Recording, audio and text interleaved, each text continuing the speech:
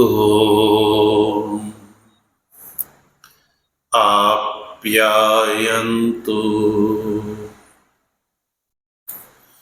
ममाङ्गानि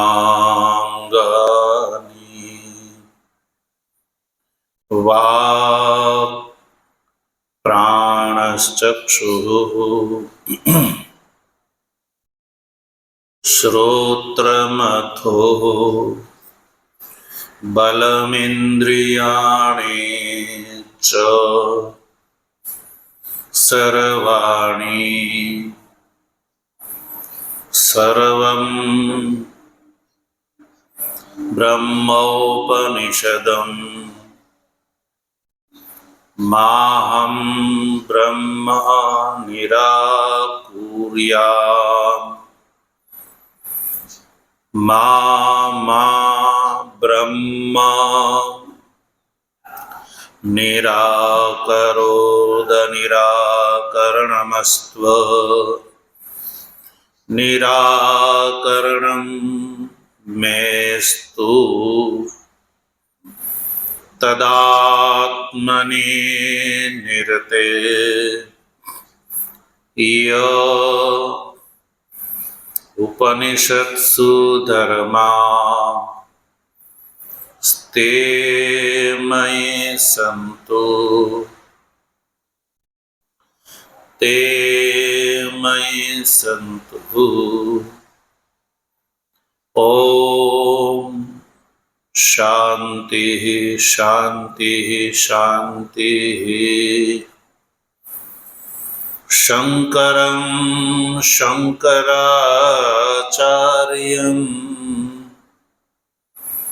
केशवं बादरायणम्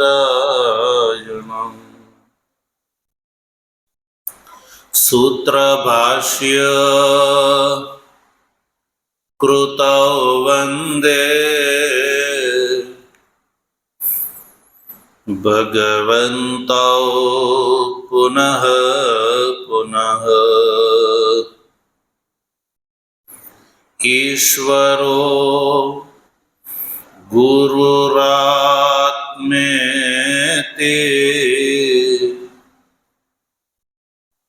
मूर्तिभेद विभागिने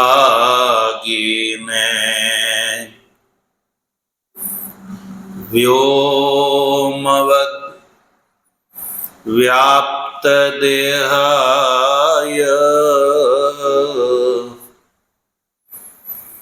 दक्षिणामूर्तये नमः।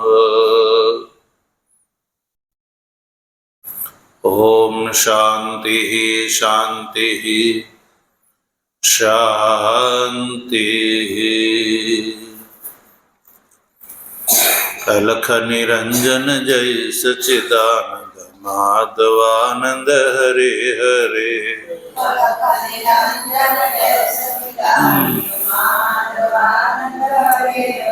हे अलख निरंजन जय सच्चिदानंद माधवानंद हरे हरे।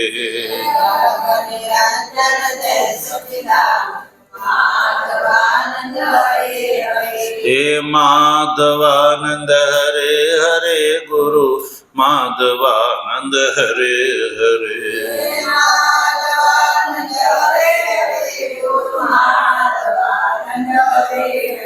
हे माधवानंद हरे हरे गुरु माधवानंद हरे हरे।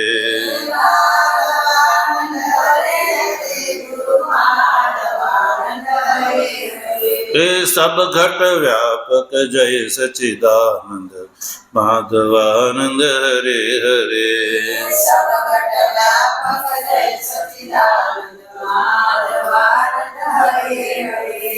सद्गुरु देव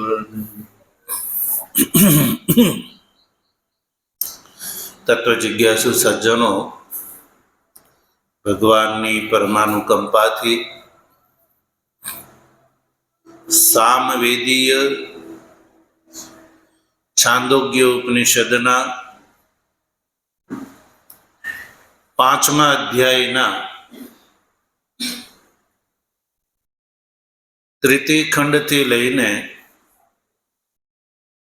દશમ ખંડ સુધીમાં ઉપલબ્ધ પંચાગ્નિ વિદ્યા અથવા તો સંસારમાં જીવની ગતિનું વર્ણન એ પ્રકરણનો વિચાર કરી રહ્યા છીએ. તો આખ્યાયિકા દ્વારા આપણે એ જાણ્યું કે પ્રવાહણ રાજાએ જે 5 પ્રશ્ન કર્યા છે એ 5 પ્રશ્નનો ઉત્તર પ્રવાહણ રાજા આચાર્ય ગૌતમને આપે છે. એમાં 5મા પ્રશ્નનો ઉત્તર રાજાએ આપી દીધો. 5મા પ્રશ્નનો સ્વરૂપ છે કે 5મી આહુતિમાં જે ભૂત સૂક્ષ્મ છે એ પુરુષ એવું નામ ધારણ કરી લે છે, એ તું જાણે છો? તો રાજાએ આ 5મો પ્રશ્ન સૌથી પહેલા એનો ઉત્તર આપ્યો અને ત્યારબાદ પ્રથમ પ્રશ્નનો ઉત્તર આપી રહ્યા છે રાજા.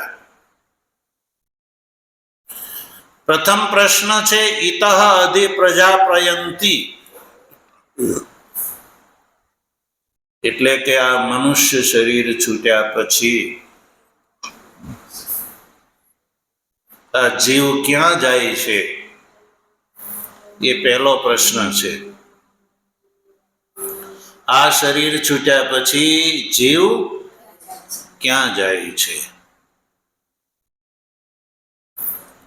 એ પ્રશ્નનો ઉત્તર આપણે સમજી રહ્યા છીએ. આ પ્રશ્નનો ઉત્તર દશમ ખંડની પ્રથમ કંડિકાથી રાજા પ્રદાન કરી રહ્યા છે.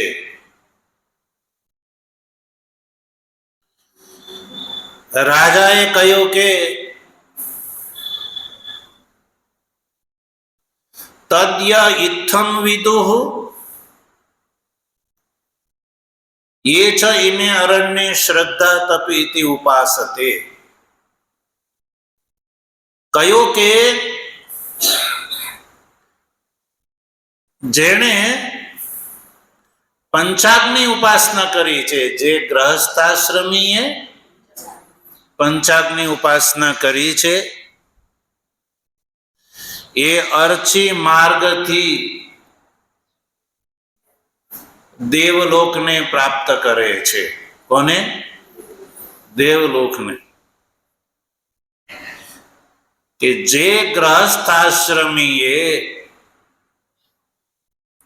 पंचाग्नि उपासना करी छे ए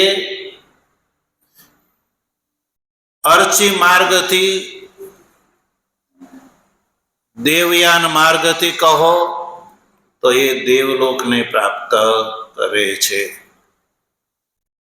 कारण के श्रुति नो सिद्धांत छे कर्मणा पितृलोकः विद्या देवलोकः. कर्मनो फल छे पितृलोक अर्थात कि स्वर्गलोक अने उपासनानो फल छे देवलोक. यद्यपि गृहस्थाश्रम जे छे ए आश्रम मात्र अनुष्ठानનું ફળ સ્વર્ગલોક છે.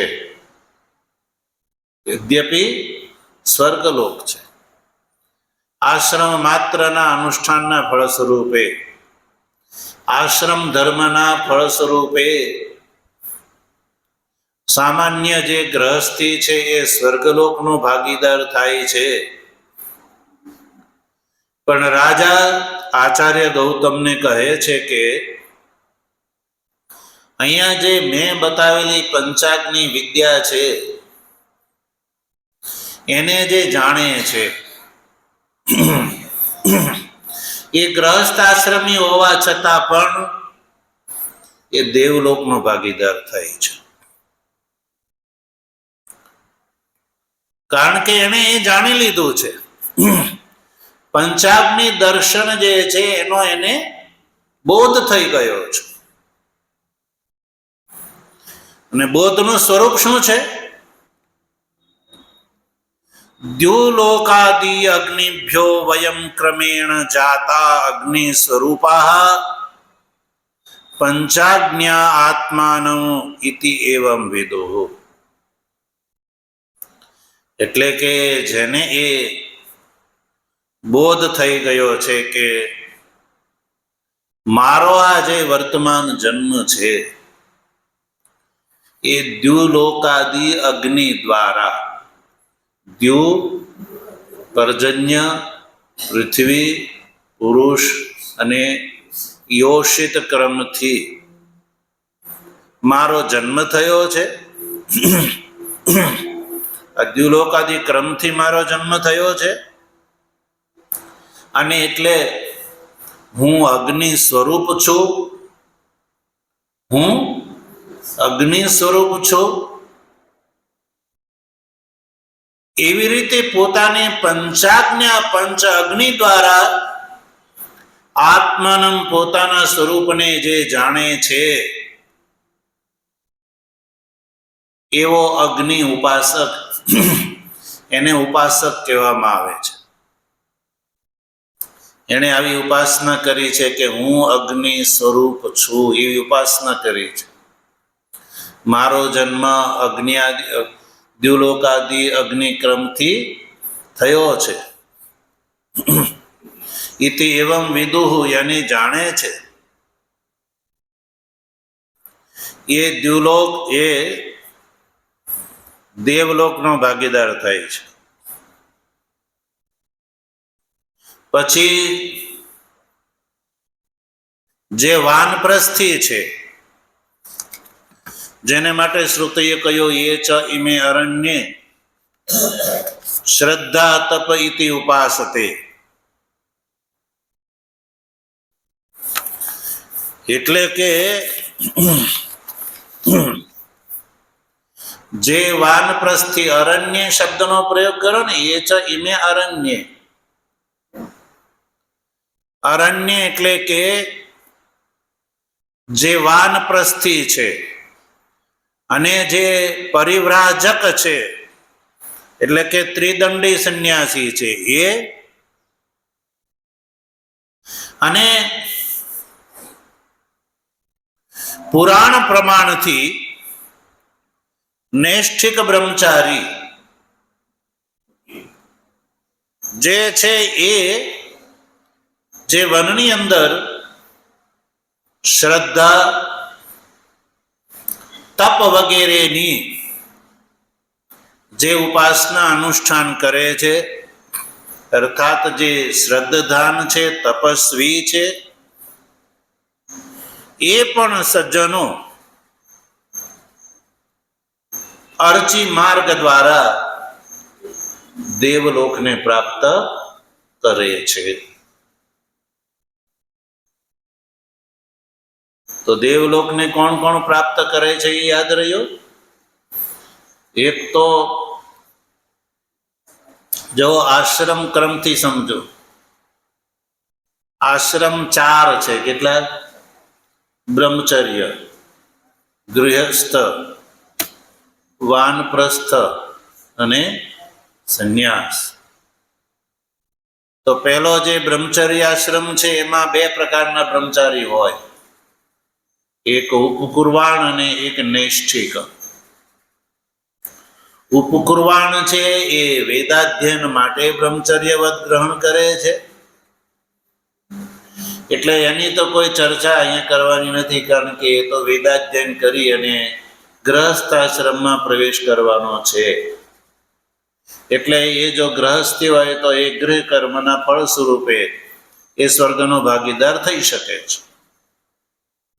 પણ જે નૈષ્ઠિક બ્રહ્મચારી છે કે જે આજીવન નૈષ્ઠિક બ્રહ્મચર્ય વ્રત જે છે ગ્રહણ કર્યું છે, જે ગ્રહસ્થાશ્રમમાં પ્રવેશ નથી કરવાનો એવો નૈષ્ઠિક બ્રહ્મચારી છે, એ નૈષ્ઠિક બ્રહ્મચર્ય વ્રતના ફળ સ્વરૂપે એ એક દેવલોકનો ભાગીદાર થાય છે. પછી ગ્રહસ્થાશ્રમની વાત આવી તો ગ્રહસ્થાશ્રમમાં જે પંચાગ્નિ ઉપાસક છે એ માત્ર એ દેવલોકનો ભાગીદાર થાય છે. ત્યારબાદ વાનપ્રસ્થ આશ્રમમાં પણ જે વાનપ્રસ્થી છે, પરિવ્રાજક એટલે ત્રિદંડી છે, એ પણ અર્ચી માર્ગથી દેવલોકનો ભાગીદાર થાય છે. તો હવે શેષ કોણ રહ્યો? બ્રહ્મચારી, ગ્રહસ્થી, વાનપ્રસ્થી. એ ત્રણમાં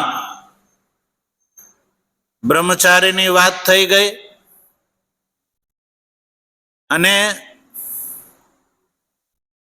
ગ્રહસ્થાશ્રમીમાં જે પંચાગ્નિ ઉપાસક છે એ તો દેવયાન માર્ગથી દેવલોકમાં ગયો, અને જે આશ્રમ ધર્મ માત્રનું જે અનુષ્ઠાન કરે છે એ પિતૃલોકનો ભાગીદાર થાય છે. એ વાત હવે શ્રુતિ કરે છે.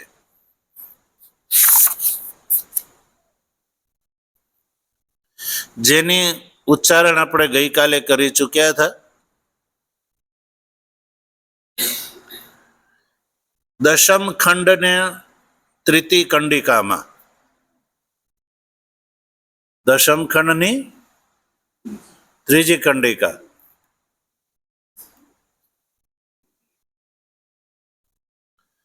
અથ ય ઇમે ગ્રામે ઇષ્ટાપૂર્તે દત્તમિતિ ઉપાસતે તે ધૂમમ અભિસંભવંતી. ધૂમાદ રાત્રિ, રાત્રે અપરપક્ષમ, અપરપક્ષાત યાન ષડ દક્ષિણા એતિ માસાન તાન ન એતે સંવત્સરમ અભિપ્રાપ્નુવંતી. તો જે સામાન્ય ગ્રહસ્થાશ્રમ ધર્મમાં જે પરાયણ છે, ગ્રહસ્થ આશ્રમ ધર્મ પરાયણ જે છે એની વાત શ્રુતિ કરે છે.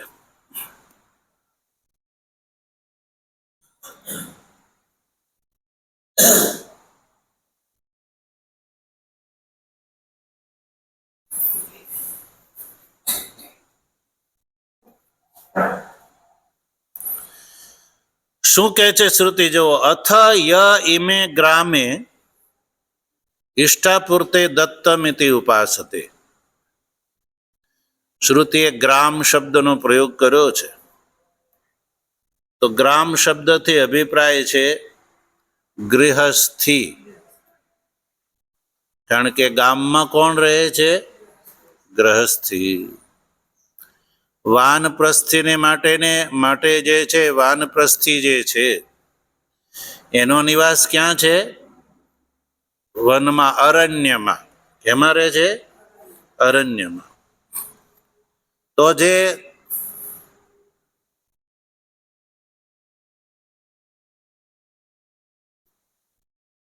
ગામમાં રહે છે અને જે અરણ્યમાં રહે છે,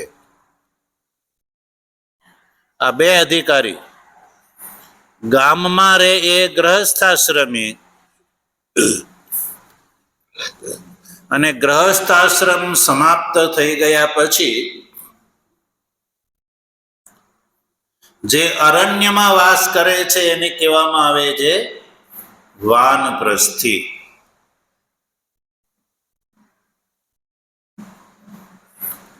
એટલે ગ્રામ શબ્દનો અર્થ છે ગૃહસ્થા. ગૃહસ્થાનામ અસાધારણમ વિશેષણમ અરણ્યવાસીભ્યો વ્યાવૃત્યર્થમ. ભાષ્યકાર લખે છે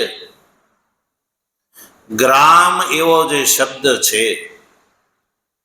એ ગ્રહસ્થી માટે અસાધારણ શબ્દ છે. એ વિશેષણ અસાધારણ છે. અને એ કોની વ્યાવૃત્તિ માટે એ શબ્દનો પ્રયોગ શ્રુતિએ કર્યો છે?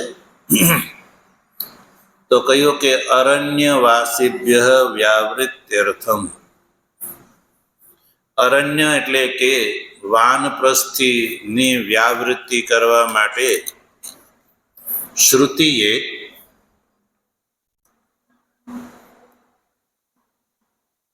ગ્રામ શબ્દનો પ્રયોગ કર્યો છે. શેનો?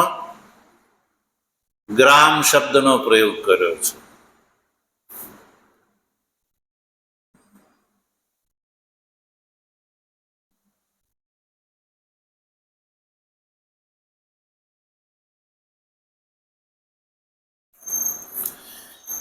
કારણ કે સપત્નિકો હિ વાસો ગ્રામ ઇતિ ઉચ્યતે.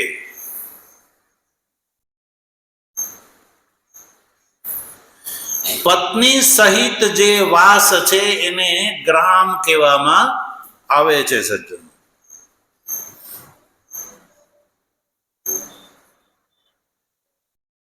પછી એ ભલે વૃક્ષની નીચે રહે તો એ શું કહેવામાં આવે? એને ગ્રહસ્થી કહેવામાં આવે.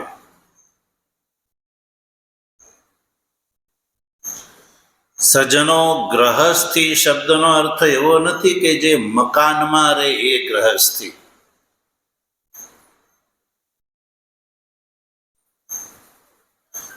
સપત્નિક વાસ જે છે એને કહેવામાં આવે છે ગ્રહસ્થાશ્રમ.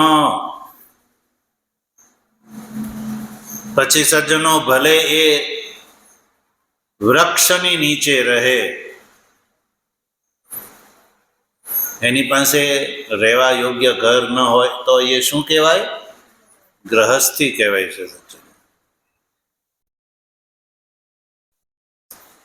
અને વાનપ્રસ્થીનો અર્થ છે એવો નહીં કે જે અરણ્યમાં રહે, જેના ગ્રહસ્થાશ્રમ ધર્મનું પાલન સમાપ્ત થઈ ગયું છે, 50 વર્ષથી ઉપરની આયુષ જેની વ્યતીત થઈ ગઈ છે, એને કહેવામાં આવે છે વાનપ્રસ્થી.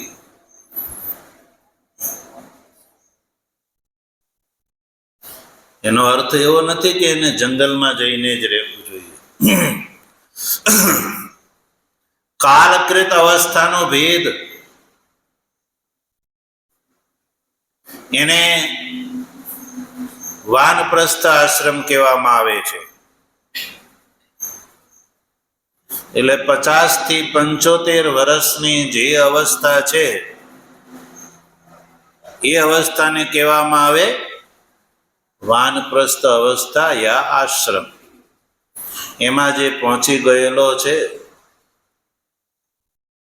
પણ વૈદિક પરંપરા સજ્જનો એવી હતી કે 50 વર્ષ થાય,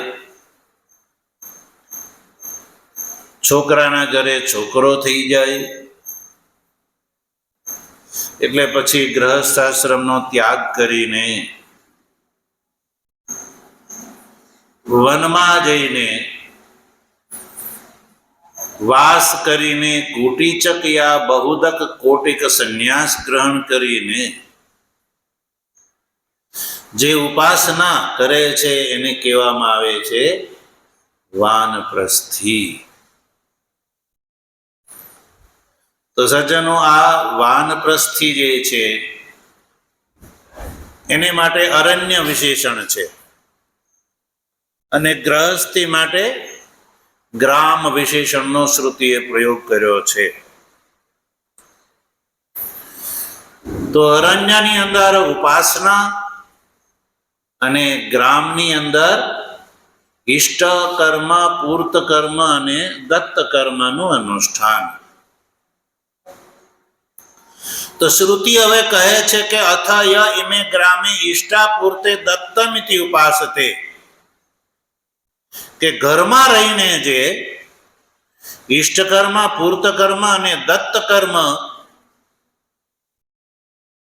નું જે અનુષ્ઠાન કરે છે સજ્જનો, તે ધૂમમ અભિસંભવંતી, એ ધૂમ માર્ગથી સ્વર્ગલોકનો ભાગીદાર થાય છે. તો ગ્રહસ્થાશ્રમની અંદર સજ્જનો 3 પ્રકારના કર્મ કરવાના હોય છે. ઈષ્ટ કર્મ, પૂર્ત કર્મ અને દત્ત કર્મ. સજ્જનો, તો ઈષ્ટ કર્મ કોને કહેવાય છે, પૂર્ત કર્મ કોને કહેવાય છે અને દત્ત કર્મ કોને કહેવાય છે? સજ્જનો, એ ભગવાન ભાષ્યકાર ખુદ લખે છે. જો ઈષ્ટમ અગ્નિહોત્રાદિ વૈદિકમ કર્મ, પૂર્તમ વાપી કૂપ તડાગ આરામાદિ કરણમ, અને દત્તમ બહિર્વેદી યથાશક્તિ અર્હેભ્ય દ્રવ્ય સંવિભાગો દત્તમ ઇતિ એવં વિધમ પરિચરણ પરિત્રાણાદિ ઉપાસતે. અર્થાત કે જે ઘરમાં રહીને, ગ્રહસ્થાશ્રમમાં રહીને, એટલે કે જીવનની જે બીજી 25 છે, પહેલી 25 ગ્રહસ્થાશ્રમ, પહેલી 25 બ્રહ્મચર્ય આશ્રમ અને બીજી 25 ગ્રહસ્થાશ્રમ.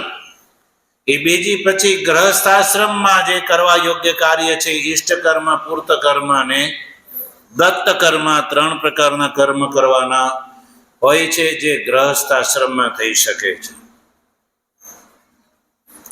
તો એમાં ઈષ્ટ કર્મ એટલે અગ્નિહોત્રાદિ વૈદિકમ કર્મ. અગ્નિહોત્ર વગેરે જે વૈદિક કર્મ છે, જે વેદે આજ્ઞા કરી છે. ગ્રહસ્થાશ્રમી વ્યક્તિને વેદે આજ્ઞા કરી છે તે ગ્રહસ્થાશ્રમની અંદર અગ્નિહોત્રાદિ કર્મનું અનુષ્ઠાન કરવા યોગ્ય છે. આદિથી શું શું ગ્રહણ કરવાનું?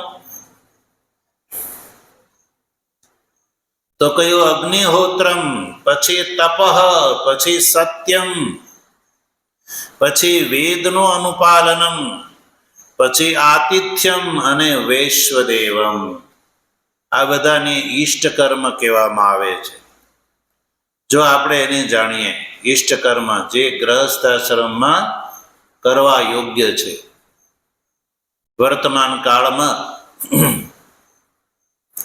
વિવાહ સંસ્કાર તો કરી દેવામાં આવે છે, વિવાહ થઈ જાય છે, પણ જેના વિવાહ થઈ રહ્યા છે એ વર યા કન્યા, એ બેઉને આ જે ગ્રહસ્થાશ્રમ શા માટે છે એની કોઈ ગતાગમ યા ખબર હોતી નથી.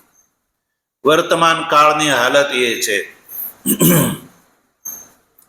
પણ આપણો વૈદિક ધર્મ જે છે એ એવું કહે છે કે ગ્રહસ્થાશ્રમ છે એ આ ઈષ્ટ, પૂર્ત અને દત્ત કર્મનું અનુષ્ઠાન કરવા માટે છે. અને એ માટે એકલા ન થઈ શકે, સપત્નીક થઈ શકે, એટલે પત્નીનું પાણી ગ્રહણ કરવાની આપણે ત્યાં પરંપરા છે. વિવાહની પરંપરા છે, વિવાહ સંસ્થા છે. એટલે કે લગ્ન થયા પછી અધિકારી અગ્નિહોત્રાદિ કર્મ કરવાનો અધિકારી બની જાય છે. એટલે ગ્રહસ્થાશ્રમમાં સજ્જનો સૌથી પહેલું ઈષ્ટ કર્મ છે અગ્નિહોત્રનું અનુષ્ઠાન. અગ્નિહોત્ર હવન જે ગ્રહસ્થાશ્રમમાં પ્રતિદિન સવારે અને સાંજે 2 વાર થવો જોઈએ. ત્યારબાદ તપઃ. તપ જે છે તપનું અનુષ્ઠાન, તપને પણ ઈષ્ટ કર્મ કહેવામાં આવે છે. તો તમે કહેશો કે તપ એ તો અરણ્યનો ધર્મ છે, અરણ્યવાસીનો ધર્મ છે. તો અહીંયા તપ શબ્દથી અરણ્યવાસીનો તપ ગ્રહણ નથી કરવાનું, ગ્રહસ્થ આશ્રમમાં જે કરી શકાય છે એ તપ ગ્રહણ કરવાનું છે. ભગવાન શ્રી કૃષ્ણે ગીતાના 17મા અધ્યાયમાં ગ્રહસ્થાશ્રમમાં જે કરવા યોગ્ય તપ છે એનું સ્વરૂપ બતાવ્યું છે સજ્જનો. અને એ તપ 3 પ્રકારનું છે. ગ્રહસ્થાશ્રમમાં તપવા યોગ્ય જે તપ છે એ 3 પ્રકારનું છે. કેટલા? 3 પ્રકારનું, યાદ રાખો. એક તો શરીરથી થતું તપ, બીજું વાણીથી થતું તપ, અને ત્રીજું મનથી થતું તપ. આ 3 પ્રકારના તપનો ઉલ્લેખ ભગવાન શ્રી કૃષ્ણએ ગીતાના 17મા અધ્યાયમાં કર્યો છે. શરીરથી થતું તપ જે છે એ કોને કહેવામાં આવે છે? તો ભગવાને ત્યાં કહ્યું કે દેવ દ્વિજ ગુરુ પ્રાગ્ય પૂજનમ શૌચમ આર્જવમ બ્રહ્મચર્ય મહિંસા ચ શારીરમ તપ ઉચ્ચતે. શરીર સંબંધી તપ જે ગ્રહસ્થાશ્રમમાં કરવા યોગ્ય છે અને કરવું જોઈએ, તો એને આપણે સમજીએ. જો શરીરથી થતું તપ કોને કહેવામાં આવે? તો ટૂંકમાં યાદ રાખો, પૂજન, પવિત્રતા, સરળતા, બ્રહ્મચર્ય અને અહિંસા. આ 5નું પાલન કરવું એને શારીરિક તપ કહેવામાં આવે છે. તો સૌથી પહેલો શારીરિક તપ છે પૂજન. શું છે? પૂજન. તો પ્રશ્ન ઉભો થાય, કોનું પૂજન? તો ભગવાન શ્રી કૃષ્ણે ત્યાં ગણાવ્યું છે. જો કોનું પૂજન? ગીતાના 17મા અધ્યાયમાં ભગવાને પૂજનીયની ગણતરી કરી છે. દેવ, દ્વિજ, ગુરુ, પ્રાગ્ય અને આચાર્ય કહ્યું માતા અને પિતા. આની પૂજા કરવી એને શારીરિક તપ કહેવામાં આવે છે. તો તમે કહેશો કે એમાં શું પૂજા કરવી? એમાં ચંદન વગેરે ચડાવવા એ જ પૂજન ને. દેવતાનો ફોટો મંદિરના ગોખલામાં મૂકી દીધો, સવારે ને સાંજે ફૂલ ચડાવી દીધા, ચાંદલો કરી દીધો, એ પૂજન થઈ ગયું. એ તો સીધું કહેવાય, એમાં શું વાંધો? તો જો દેવતાથી અભિપ્રાય છે 5 દેવતા. કેટલા? કારણ કે પ્રશ્ન ઉભો થાય કે દેવતાનું પૂજન, તો દેવતાનો આપણે ત્યાં કોઈ પાર નહીં. ભાઈ, કયા દેવતાનું પૂજન? તો જો યદ્યપિ અધિકાર ભેદથી દેવતાઓ જે છે પૂજનીય છે, પણ આચાર્ય ભગવત્પાદ ભગવાન શંકરાચાર્યજી કહે છે કે પ્રત્યેક ગ્રહસ્થીએ 5 દેવતાઓની પૂજા કરવી જોઈએ. કયા કયા 5 દેવતા? યાદ રાખો: શિવ, વિષ્ણુ, ગણેશ, શક્તિ અને સૂર્ય.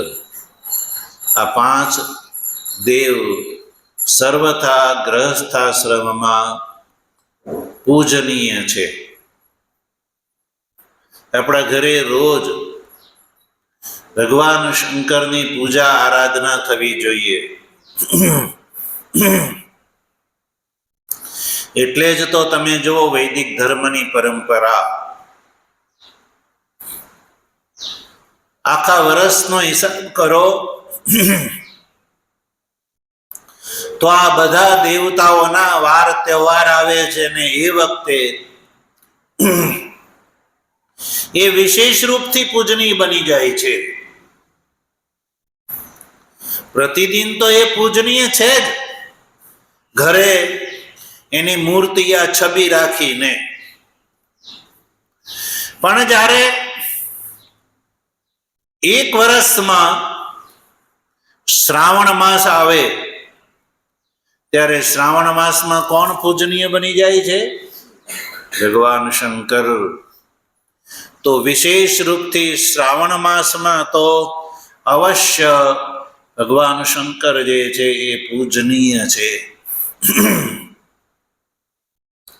તો ભગવાન શંકરની પૂજા ઉપાસના કેવી રીતે કરવી?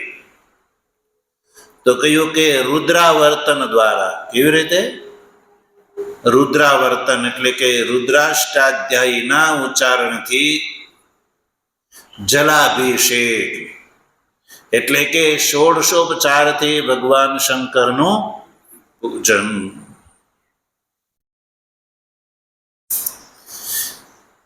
ત્યારબાદ ભગવાન વિષ્ણુ જે છે, વિષ્ણુની પણ આપણે ત્યાં આરાધના થાય છે. જેમ ભગવાન શંકરની આરાધના લિંગના રૂપમાં થાય છે, એમ ભગવાન વિષ્ણુની આરાધના આપણે ત્યાં બધા જ સનાતન ધર્માવલંબીના ઘરની અંદર ભગવાન વિષ્ણુનું શાલગ્રામના રૂપમાં પૂજન થાય છે. શાલગ્રામનું પૂજન. શાલગ્રામ ખબર પડી? ગંડકી નદીની અંદર નીકળતા જે પથ્થર છે એને શાલગ્રામ વિષ્ણુ કહેવામાં આવે છે, અને નર્મદા નદીના જે પથ્થરને કંકરને શંકર કહેવામાં આવે છે. એટલે શાલગ્રામ જે છે એની પૂજા, અને અન્ય તિથિવાર નિમિત્તે જે છે એકાદશ્યાદિના નિમિત્તે પણ ભગવાન વિષ્ણુ જે છે એ આરાધ્ય બની જાય છે. પછી ગણેશજીનું પૂજન પ્રત્યેક મહિનાની ચતુર્થી વગેરે દ્વારા તિથિના નિમિત્તે એનું પૂજન કરવામાં આવે છે વિશેષ રૂપથી. પછી શક્તિ એટલે દુર્ગા, નવ દુર્ગા. દુર્ગાના 9 રૂપ છે. માર્કંડેય પુરાણની અંદર દુર્ગા સપ્તશતી એ પ્રકરણ છે. દુર્ગા સપ્તશતી, જેને સીધી ભાષામાં ચંડી પાઠ કહેવામાં આવે છે. કયો પાઠ? ચંડી પાઠ. એ ચંડી પાઠમાં દુર્ગા સપ્તશતીના જે 7 અધ્યાય છે એનો પાઠ. તો એમાં ભગવતી દુર્ગાએ જે મહિષાસુરાદી જે અસુરોનો જે નાશ કર્યો હતો એની કથા છે. એટલે દુર્ગાને મહિષાસુર મર્દિની કહેવામાં આવે છે. અને મહિષાસુરાદી અસુરોની સાથે યુદ્ધ કરતા કરતા 9 દિવસ લાગ્યા હતા. કેટલા? 9 દિવસ. તો એ 9 દિવસના જે દુર્ગાના 9 સ્વરૂપોની પૂજા એ આપણે ત્યાં શારદીય નવરાત્ર અને વાસંત નવરાત્ર ની અંદર કરવામાં આવે છે. સજ્જનો, એ પ્રત્યેકે એ ઉપાસના કરવા યોગ્ય છે પ્રત્યેક ગ્રહસ્થાશ્રમમાં. આ જે વૈદિક ધર્મની આ વિશાળ પરંપરા રહી છે, પણ પછી કાલક્રમથી આપણે જોઈએ છીએ કે વ્યક્તિગત સંપ્રદાયોનું, મતનું, વાડાઓનું પ્રાબલ્ય એટલું બધું વધી ગયું કે એ વાડાવાદીઓએ પોતાના વાડાને સશક્ત કરવા માટે જે એના અનુયાયી વર્ગને એમાં જોડ્યો, એ અનુયાયી વર્ગને આ જે વૈદિક ધર્મની જે અનાદિકાલીન પરંપરા છે, એ પરંપરાના આચરણથી આવા મતવાદી, વ્યક્તિવાદી વાડાપંથીઓએ એને ભ્રષ્ટ કરી દીધો. એટલે વાડાપંથી જે છે, મતપંથી એવું કહેવા લાગ્યા એના અનુયાયીને કે અમે જે દેવતા બતાવે એને જ તમારે પૂજા કરવાની, બીજા કોઈની નહીં કરવાની. અમે જે દેવતાને નક્કી કર્યા છે બધા દેવતાઓ કરતા મોટા છે, સર્વોપરી છે. શું કહે છે? સર્વોપરી. અને એનું જ પૂજન એ બધા કરતા મોટા છે. પારંપરિક જે વૈદિક ધર્મની અંદર અનાદિકાલીન જે પરંપરા જે ચાલી આવે છે, એનું આવા જે તત્વો છે એ ખંડન કરે છે. અને જે ભોળી ભાળી જનતા છે એને પારંપરિક મુખ્ય પ્રવાહપાતી વૈદિક ધર્મથી ભ્રષ્ટ કરી દે છે. અને આવા મૂર્ખ અનુયાયીઓ જે છે એ પણ આવા વાડાપંથીઓની છળ કપટ અને કુટિલ નીતિના ભાગીદાર થઈ જાય છે. અને એવા પણ આ જે પ્રવાહપાતી વૈદિક દેવતાઓનું અપમાન કરવામાં જે સહેજે શરમ અનુભવતા નથી. એટલે વર્તમાન કાળમાં તો મનુષ્યએ આવા તત્વોથી, આવા વાડાઓથી, આવા પંથોથી, આવા સંપ્રદાયોથી ખૂબ સાવધાન રહેવાની જરૂર છે. જો આવા વાડા પંથમાં જો સપડાઈ ગયા તો સમજો કે એ મૂળ વૈદિક ધર્મથી ભ્રષ્ટ થઈ જવાના કારણે એવાની દુર્ગતિ જે છે એ નિશ્ચિત છે. કારણ કે સદગતિની જે બાહેધરી, જવાબદારી એ વૈદિક ધર્મ લે છે, વેદ લે છે. કોણ લે છે? વેદ લે છે. આપણે જે પૂજા ઉપાસનાથી કરીએ છીએ સજ્જનો, એ વેદ પ્રમાણને કારણ કરીએ છીએ. કોઈ મનુષ્યએ નક્કી કરેલા નીતિ નિયમોથી નથી કરતા. જ્યારે મત, વાડા અને પંથી જે છે એ એની જે પૂજા ઉપાસના, દેવ, ઈશ્વર એ મનુષ્ય પરિકલ્પિત છે. કેવા છે? મનુષ્ય પરિકલ્પેલા છે. એટલે આધારહીન છે, પ્રમાણહીન છે. એટલે પ્રમાણહીન અને આધારહીન જે છે એની ઉપર કોઈ વિશ્વાસ કરે તો મર્યા પછી એ જે ફળનો ભાગીદાર થાય કે ન થાય એમાં કોઈ પ્રમાણ હોતું નથી. પણ સામાન્ય જનતા ધર્મ વિષયક અને ઈશ્વર વિષયક જે ચર્ચા છે, જે છેતરામણી ચર્ચા છે, એના ચક્કરમાં આવી જાય છે. એટલે આવા તત્વો જે છે એ મૂળ પારંપરિક અનાદિકાળથી જે ચાલ્યા આવતા વૈદિક ધર્મના વાર, તહેવાર, પરંપરાઓ, આદર્શ, નીતિ અને સિદ્ધાંતનું ખંડન કરી અને આવા જીવો છે, આવા તત્વો છે એ સામાન્ય જનતાને છેતરે છે અને છળ કપટની અંદર ફસાવે છે અને મુખ્ય રૂપથી એને આંધળો અને બેરો બનાવી દે છે. શું બનાવે છે? આંધળો બનાવી દે છે અને એને બેરો બનાવી દે છે.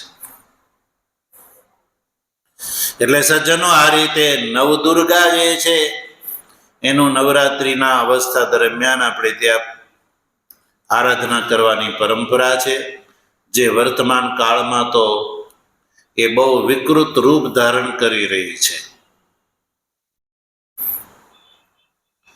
ત્યારબાદ ભગવાન સૂર્યની પૂજા અર્ચના જે છે, એટલે રોજ આપણે ભગવાન સૂર્યને અર્ઘ્ય ઇત્યાદિ પ્રદાન કરીએ છીએ. ભગવાન સૂર્ય જે છે એ પ્રત્યક્ષ દેવતા છે. ભગવાન સૂર્ય વગર સજ્જનો આપણું જીવન સંભવ નથી. કલ્પના કરો, અઠવાડિયું 10 દિવસ સુધી સૂર્યોદય ન થાય તો કેવી હાલત આવી જાય બોલો. ભગવાન સૂર્ય વગર તો અન્નનું ઉપાર્જન જ ન થાય અને વૃષ્ટિ પણ ન થાય. શિયાળો, ઉનાળો અને ચોમાસું, આજે ઋતુનું પરિવર્તન ન થાય. આપણે ત્યાં એવું કહેવામાં આવે કે અગ્નૌ પ્રાસ્તાહુતિ દત્વા આદિત્યમ ઉપતિષ્ઠતે આદિત્યાત જાયતે વૃષ્ટિઃ વૃષ્ટિ અન્નમ તતઃ પ્રજા. જે અહીંયા જે અગ્નિહોત્રાદિ જે યાગની વાત કરી, જે ગૃહસ્થાશ્રમમાં કરવા યોગ્ય છે, એ યાગાદિના અનુષ્ઠાનના ફળ સ્વરૂપે એ આહુતિ જે છે એ સૂક્ષ્મ રૂપ ધારણ કરીને આદિત્યને પ્રાપ્ત થાય છે, અને આદિત્યથી વૃષ્ટિ થાય છે, અને વૃષ્ટિથી અન્ન થાય છે, અને અન્નથી પ્રજાની ઉત્પત્તિ થાય છે. એ સર્વ વિદિત વાત છે. એટલે ભગવાન સૂર્ય વગેરે અન્ય દેવતાઓની પૂજા જે છે એ આપણે ત્યાં તિથિ વાર તહેવાર નિમિત્ત કરવામાં આવે છે. તો સજ્જનો, આ જે પૂજન એ શરીર સંબંધી તપ છે. શું છે? શરીર સંબંધી. પછી પૂજન પછી પવિત્રતા. પવિત્રતા એટલે શૌચ. એ 2 પ્રકારનું સજ્જન. શરીર સંબંધી પવિત્રતા અને મનની પવિત્રતા. શરીર સંબંધી બાહ્ય જે પવિત્રતા, જે અન્નની પવિત્રતા, જળની પવિત્રતા, શરીરની પવિત્રતા. અન્ન અને જળ જે છે એ આપણું પવિત્ર હોવું જોઈએ. એનો બોધ હોવો જોઈએ. ક્યારે અન્ન અપવિત્ર કહેવાય, ક્યારે જળ અપવિત્ર કહેવાય, ક્યારે પવિત્ર કહેવાય, ક્યારે અપવિત્ર કહેવાય. ચોખ્ખાઈમાં અને પવિત્રતામાં બહુ ફરક છે હો સજ્જનો. આજકાલ લોકોના ઘરે ચોખ્ખાઈ જોવા મળે છે. ઝાડુ કચરા પોતા મારીને ચોખ્ખાઈ તો રાખવામાં આવે છે, પણ પવિત્રતાનો બોધ હોતો નથી. ભોજન બનાવતી વખતે પવિત્રતા, જળની પવિત્રતા, અન્નની બધાની પવિત્રતાનું મનુષ્યએ ધ્યાન રાખવું જોઈએ. શું કરવાથી અન્ન જળ અપવિત્ર થઈ જાય છે, ઉચ્છિષ્ટ થઈ જાય છે? અને ઉચ્છિષ્ટ અન્નને જળ પ્રદાન કરવાનો દોષ શું છે? એનો બોધ એ ગૃહસ્થાશ્રમમાં રાખી અને અન્ન જળ પવિત્ર, મન પવિત્ર જે છે એ ગૃહસ્થાશ્રમનો એ પ્રધાન ધર્મ છે સજ્જનો. એટલે પૂજન, પવિત્રતા અને સરળતા. દેવ દ્વિજ ગુરુ પ્રાગ્ય પૂજનમ. હવે પેલા પૂજનની અંદર જો દેવતા, પછી દ્વિજ. દ્વિજ એટલે જેનો 2 વાર જન્મ થાય એને દ્વિજ કહેવામાં આવે. પછી ગુરુનું પૂજન. પેલા આપણે પૂજનનું જ પ્રકરણ સમાપ્ત કરીએ. દેવની વાત કરી, 5 દેવ. દ્વિજ એટલે જેનો 2 વાર જન્મ થાય. 2 વાર એટલે બીજો જન્મ જે છે એ યજ્ઞોપવિતાદિથી. ત્યારબાદ ગુરુનું પૂજન. પ્રાજ્ઞ એટલે કે વિદ્વાનનું પૂજન. પછી માતા અને પિતાનું પૂજન. તો પૂજનથી અભિપ્રાય છે દેવતા જે છે એ તો ચાલો આપણે ચંદન પુષ્પ વગેરેથી એની પૂજા કરીએ છીએ. દ્વિજ, ગુરુ, પ્રાજ્ઞ, માતા અને પિતા, આની પૂજા કેવલ પુષ્પાદિથી નહીં, પણ એની પૂજા 3 પ્રકારથી: અન્ન, ધન અને વસ્ત્ર પ્રદાનથી. કેવી રીતે?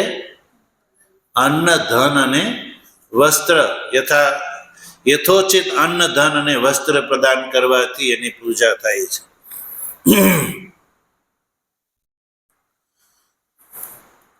માતા પિતા લઈ લો, તમે કહો કે પૂજન કરવું એ જ તપ છે ને, તો બેસાડીને ચંદન ચોખા ચડાવી દો અને પછી એનું કંઈ ધ્યાન ન રાખવામાં આવે, એને ભોજન, વસ્ત્ર વગેરે ઉપયોગી પદાર્થનું ધ્યાન રાખવામાં ન આવે, તો એ પૂજન કહેવાય?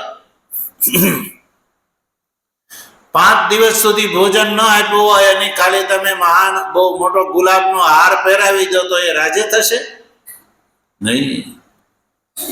હાર નહીં પહેરાવો, ચંદન નહીં ચડાવો, પુષ્પ નહીં ચડાવો તોય ચાલશે, પણ એનું અન્ન, જળ અને વસ્ત્રથી પૂજન.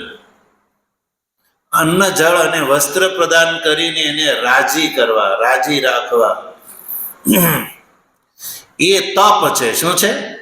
એને તપ કહેવામાં આવે છે. અને આ તપ ગ્રહસ્થાશ્રમમાં થઈ શકે છે. એટલે જેના ઘરે વૃદ્ધ માતા પિતા જે છે, જે રાજી છે, છોકરાના વ્યવહારથી જે રાજી છે, તો સમજો કે છોકરાઓ એ તપ કરી રહ્યા છે. એવી રીતે પ્રાજ્ઞ એટલે વિદ્વાનનું પૂજન, ત્યારબાદ આચાર્યનું પૂજન, દ્વિજનું પૂજન વગેરે. પછી પવિત્રતા, પછી સરળતા એટલે જીવનની અંદર સરળતા એટલે કૂડ, કપટ, ઈર્ષા, દેખાઈનો અભાવ. અને પછી બ્રહ્મચર્ય અને અહિંસા. બ્રહ્મચર્ય એટલે યથોચિત સમયે ભાર્યાગમન, સંતતિ માટે. અને અહિંસા એટલે કોઈ જીવની હિંસા ન કરવી. આ જે 5 જે છે, પૂજન, પવિત્રતા, સરળતા, બ્રહ્મચર્ય અને અહિંસાનું પાલન, સજ્જનો એને શરીરનું તપ કર્યું કહેવાય. ત્યારબાદ સજ્જનો ભગવાન શ્રી કૃષ્ણએ ગીતાના 17મા અધ્યાયમાં મનનું તપ અને વાણીનું તપ પણ બતાવ્યો છે. ભગવાનની કૃપા હશે તો એનો વિચાર આપણે આગળ કરીશું. પણ એક વાત એ યાદ રાખવા યોગ્ય કે આપણે પ્રથમ પ્રશ્નના ઉત્તરના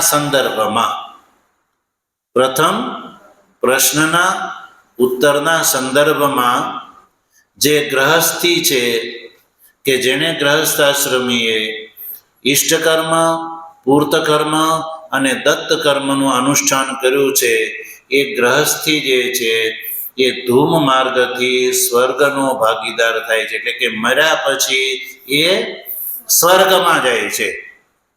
તો એમાં ઇષ્ટ, પૂર્ત અને દત્ત કર્મ શું છે એને આપણે વિસ્તારથી સમજી રહ્યા છીએ. એમાં 3 પ્રકારના જે કર્મો છે, એમાં ઇષ્ટકર્મ, એમાં અગ્નિહોત્ર અને એમાં તપ, ત્યાં સુધીની આપણે વાત કરી. આગળ એનો વિસ્તારથી આપણે ભગવાનની કૃપા છે તો આગલા પ્રવચનની અંદર એની ચર્ચા કરીશું. ઓમ આપ્યાયન્તુ મમાંગાની વાક્ પ્રાણશ્ચક્ષુઃ શ્રોત્રમથો બલમિન્દ્રિયાણિ ચ સર્વાણિ સર્વં બ્રહ્મોપનિષદં માહં બ્રહ્મા નિરાકુર્યામ મા બ્રહ્મા નિરાકરોદ નિરાકરણમસ્ત્વ નિરાકરણં મેસ્તુ તદાત્મનિ નિરતે ય ઉપનિષત્સુ ધર્મા સ્તે મયિ સંતુ તે मयि सन्तु। ॐ शान्तिः शान्तिः शान्तिः। शङ्करं शङ्कराचार्यं केशवं बादरायणं सूत्रभाष्य कृतौ वन्दे भगवन्तौ पुनः पुनः। ईश्वरो गुरुरात्मेति मूर्तिभेदविभागिने व्योमवद्व्याप्तदेहाय दक्षिणामूर्तये नमः। ॐ शान्तिः शान्तिः शान्तिः। सद्गुरुदेव।